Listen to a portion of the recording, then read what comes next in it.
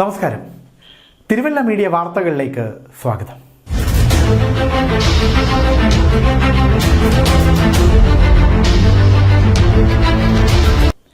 രണ്ട് ദിവസം മുമ്പ് ഞങ്ങളൊരു വാർത്ത നൽകിയിരുന്നു.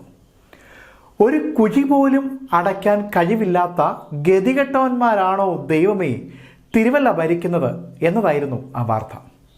തിരുവല്ല ബൈപ്പാസ് ജംഗ്ഷൻ എത്തുന്നതിന് മുമ്പ് റെയിൽവേ ഓവർബ്രിഡ്ജിന് തൊട്ടു താഴെയുള്ള കുഴിയെപ്പറ്റിയായിരുന്നു ആ വാർത്ത.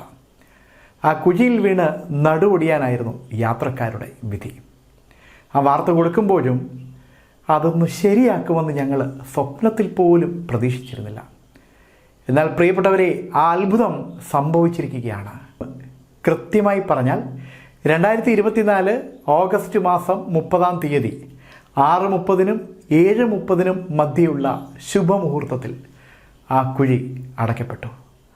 നന്ദിയുണ്ട് പ്രിയപ്പെട്ടവരെ, നന്ദിയുണ്ട്. വീഡിയോ ദൃശ്യങ്ങൾ കാണാം.